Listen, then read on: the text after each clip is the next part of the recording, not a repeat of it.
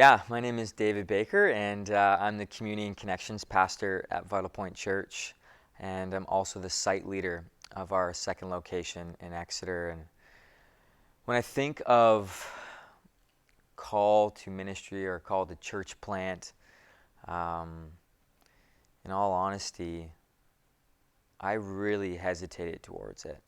I, you often hear the stories of you get poked or someone kind of shoulder taps you, and I had that. I had that multiple times in my life when I was younger, about some people just in my life just saying, hey, I think you should think of going to Bible college, or you should take this thing called a gap year after high school. And um, all through high school, I really went to um, church for my parents. I hit this natural age of hitting high school or late public school, and I kind of just said, you know what, I'm okay with going to church, but I don't know if I truly believe or if I truly think it's the answer to life, of having a full, fruitful life of growth and faith. And um, so for many, many years, I attended church and went to church mainly for my parents, because my dad was a pastor and my mom was also on staff. And I just wanted to make sure that I honored them and respected them, because you hear stories of the kids going off and making a terrible name for the family. And I thought, you know what, I'm going to respect my parents and go to church. And then as the years went on, when I turned 18, I moved out. And I can remember that day coming, got a call from my buddy. And he said, you know what, I'm getting into a new place. You should move in with me. I said, you know what, absolutely. And I ran downstairs to my parents and I said, hey, I'm going to move out. And with my mom and dad there, my mom was really like, oh, okay. We actually raised you to move out. And in all honesty, I wasn't really holding the values or um, of the home that I was raised in from mom and dad. And so I moved out, and I said, you know what?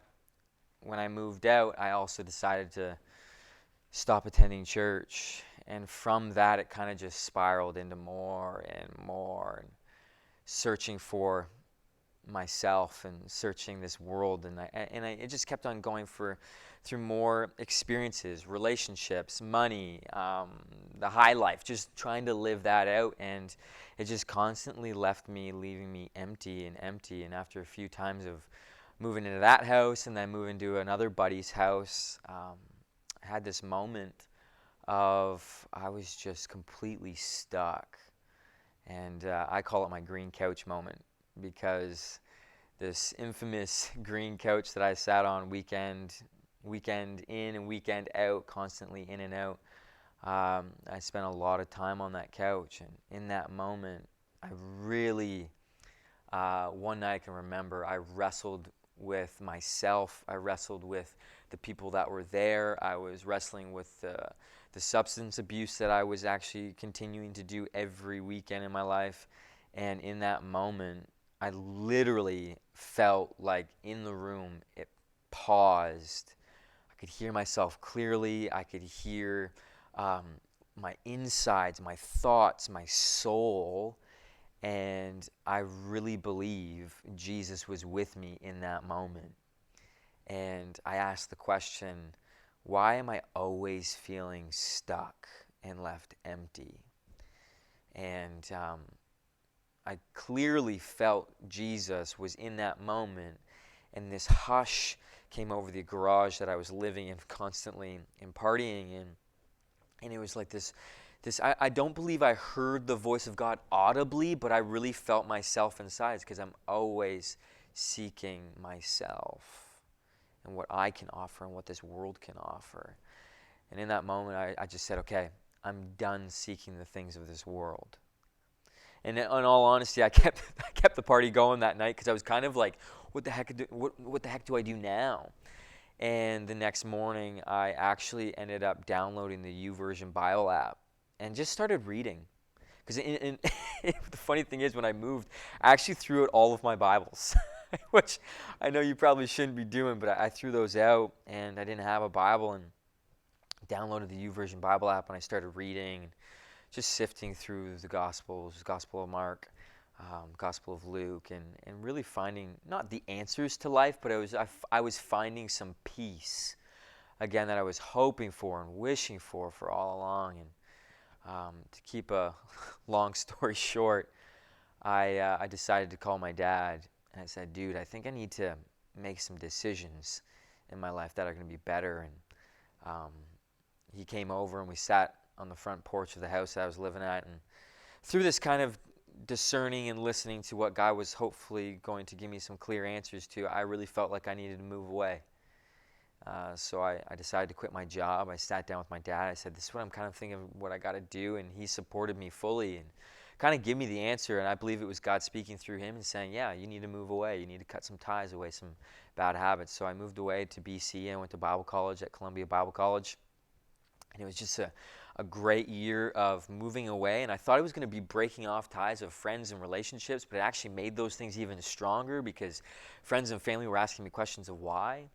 And so I moved away to BC. In that year, I really plunked down into what it means to live in community, ask hard questions. The professors were amazing there. And then I came back with the plan of moving back out there. And when I came back, I got a message from a friend and offered me a job at a camp, and really learned how to live more in community of being an apprentice to Jesus, a disciple of Jesus, and leading kids and finding leadership qualities. And out of that, I met my wife that I'm happily married to now. It's almost been 4 years, which is crazy to think. And with all of that, she kept me here in Ontario. I wanted to move out to BC so badly, but I came back and I stayed here. We started dating and talking about marriage, and then the big thing was the question that you asked me was the call to ministry and church planting. And I fight the emotions back inside of me because it was such a clear moment in my personal devotions with Jesus. And remember, I was getting ready for a message that I was going to be teaching at church, and this moment of studying, just opening up books and listening to what the Spirit had for me, everything kind of stopped.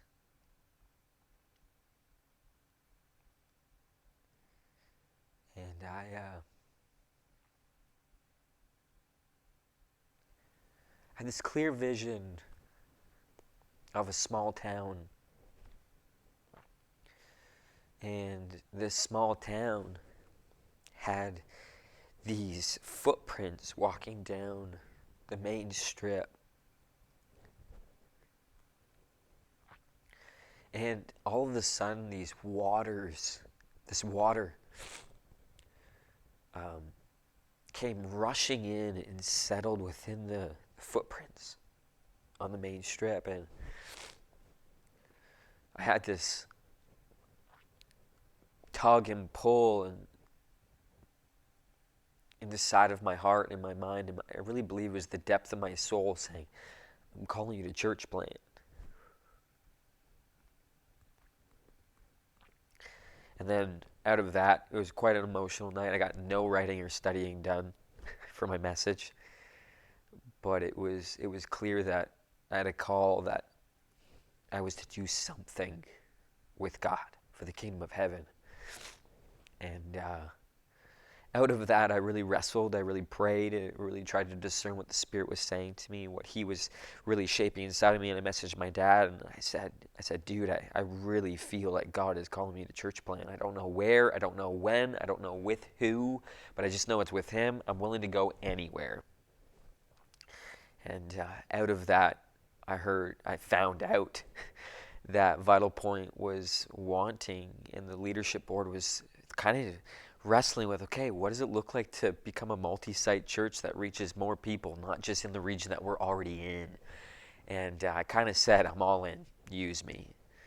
And from that, I talked to my girlfriend, now wife, Hannah, and I said to her, and it was kind of this funny moment we joke about now, but I said to her, "I want a church plant. I believe God's calling me to church plant. You're either with me or we're going to end this thing really healthy."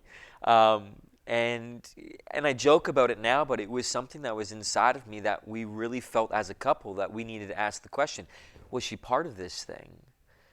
Because we didn't want to come down the road where she was like, you know what, I'm not in it. And in that moment, she said, let me pray, let me talk with some friends and some family, and really see if I feel like I could support you, love you, and care for you in this moment through this journey of church planning. And so I said, yeah, I'll give you some time. And over that few days, she came back to me and she said, you know what, I'm all in.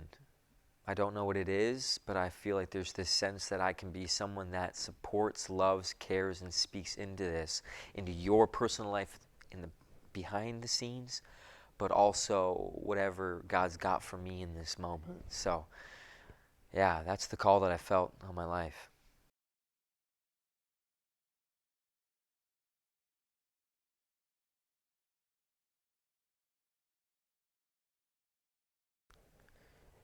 Yeah, when you become a church planner, when you flirt with the idea with church planning, it it's going to be something that really stretches you, because I remember saying yes to this. Like, I had the clear call, um, seeing that vision of the waters coming into the footprints of that small rural town, and it was this sense of Jesus was saying, and I was sensing that it was just like, man, oh man, like I am already here. And then saying yes to this thing of church planning, and um, it's not for everyone. Um, Social media and online can make it seem like, man, it's saying yes to something, but it's also saying yes to, um, you've got to look at the inner depth of yourself. Are you willing to stretch yourself in areas that other people aren't willing to stretch themselves? Are you willing to lead people in a way that they're going to see a side of you that will hopefully reflect the kingdom of heaven? And for me, really early on, I thought I was saying yes to a Sunday morning gathering. Hmm. But in all honesty, I was saying yes to connecting people to something much, much more than just gathering. It was an eternity aspect. So for me, I had to learn what it meant to develop and form spiritual rhythms and holy habits that will actually fuel me in a way that will help lead people to understanding that they can have it too. So, prayer. And it's not just praying, it's learning how to communicate your inner depth of your being to the creator of this universe. Yeah, he knows your soul, he knows your heart, he knows what's inside of you.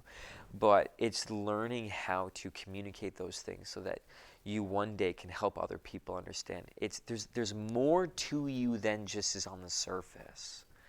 So what I love about saying yes to church planning is I got to learn what it means and what it continues to mean to develop and grow in a relationship with God, Christ, and Holy Spirit. So those holy habits, those spiritual rhythms, the spiritual formation of your eternity, your eternal soul. And that's what gets me really fired up, is to help lead people in leaning into those moments with God.